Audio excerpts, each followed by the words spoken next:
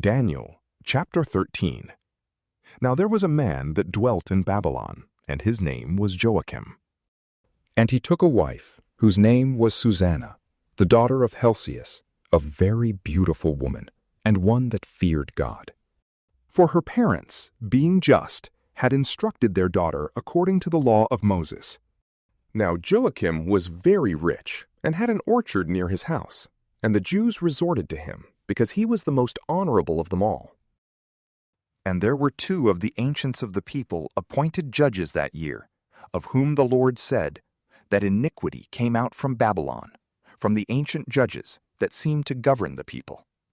These men frequented the house of Joakim, and all that had any matters of judgment came to them. And when the people departed away at noon, Susanna went in, and walked in her husband's orchard. And the old men saw her going in every day and walking, and they were inflamed with lust towards her. And they perverted their own mind, and turned away their eyes, that they might not look unto heaven, nor remember just judgments. So they were both wounded with the love of her, yet they did not make known their grief one to the other. For they were ashamed to declare to one another their lust, being desirous to have to do with her. And they watched carefully every day to see her. And one said to the other, "Let us now go home, for it is dinner time." So going out, they departed one from another. And turning back again, they came both to the same place, and asking one another the cause, they acknowledged their lust. And then they agreed together upon a time when they might find her alone. And it fell out, as they watched a fit day, she went in on a time, as yesterday and the day before, with 2 maids only, and was desirous to wash herself in the orchard, for it was hot weather. And there was nobody there but the 2 old men that had hid themselves, and were beholding her. So she said to the maids, "Bring me oil and washing balls, and shut the doors of the orchard, that I may wash me." And they did as she bade them, and they shut the doors of the orchard, and went out by a back door to fetch what she had commanded them, and they knew not that the elders were hid within. Now when the maids were gone forth, the 2 elders arose, and ran to her, and said, Behold, the doors of the orchard are shut, and nobody seeth us, and we are in love with thee. Wherefore consent to us, and lie with us. But if thou wilt not, we will bear witness against thee, that a young man was with thee, and therefore thou didst send away thy maids from thee. Susanna sighed, and said, I am straitened on every side.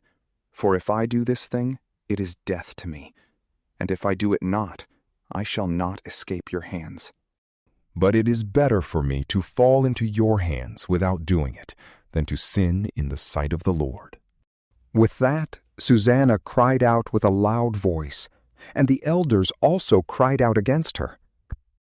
And one of them ran to the door of the orchard and opened it. So when the servants of the house heard the cry in the orchard, they rushed in by the back door to see what was the matter. But after the old men had spoken, the servants were greatly ashamed, for never had there been any such word said of Susanna.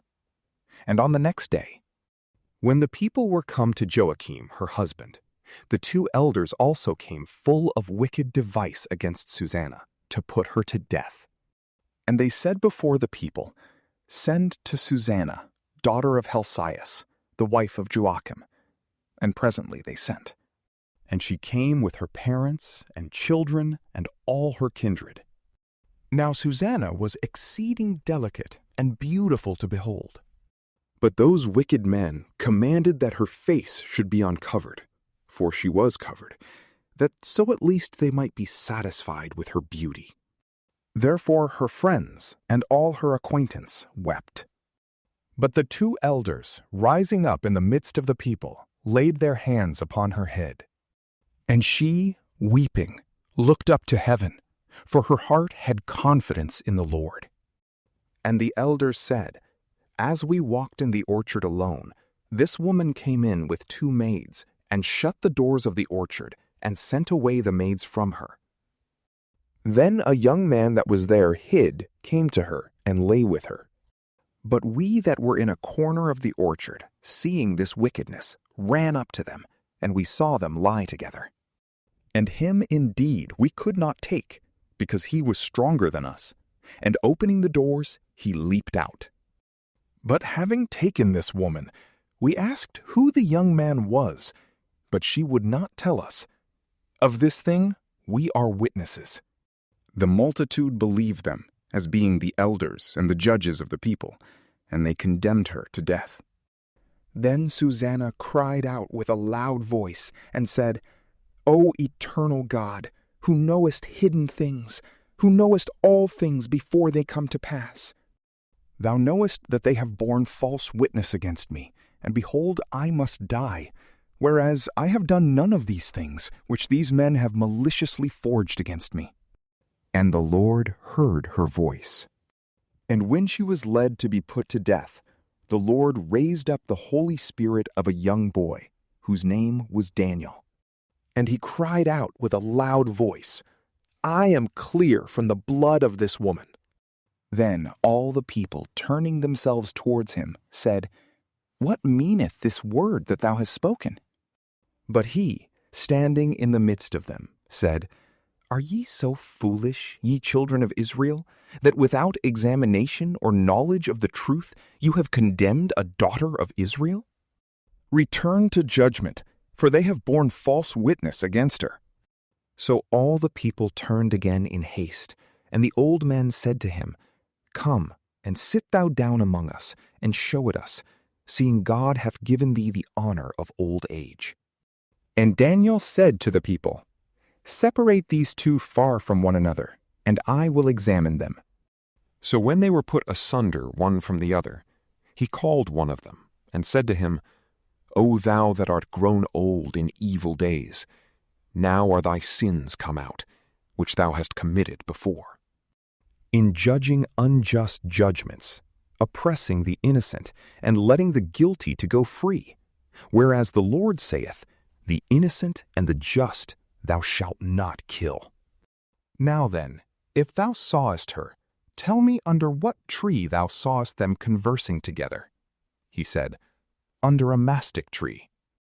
And Daniel said, Well hast thou lied against thine own head, for behold, the angel of God, having received the sentence of him, shall cut thee in two. And having put him aside, he commanded that the other should come, and he said to him, O thou seed of Canaan, and not of Judah, beauty hath deceived thee, and lust hath perverted thy heart. Thus did you do to the daughters of Israel, and they for fear conversed with you. But a daughter of Judah would not abide your wickedness. Now therefore, tell me, under what tree didst thou take them conversing together? And he answered, Under a holm tree.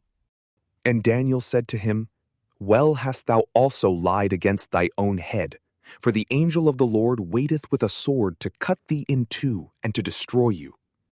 With that all the assembly cried out with a loud voice, and they blessed God, who saveth them that trust in him. And they rose up against the two elders, for Daniel had convicted them of false witness by their own mouth. And they did to them as they had maliciously dealt against their neighbor, to fulfill the law of Moses. And they put them to death, and innocent blood was saved in that day. But Helcias and his wife praised God for their daughter Susanna, with Joakim her husband and all her kindred, because there was no dishonesty found in her. And Daniel became great in the sight of the people from that day and thenceforward. And King Astyages was gathered to his fathers, and Cyrus the Persian received his kingdom. From PrayLamp, peace be with you.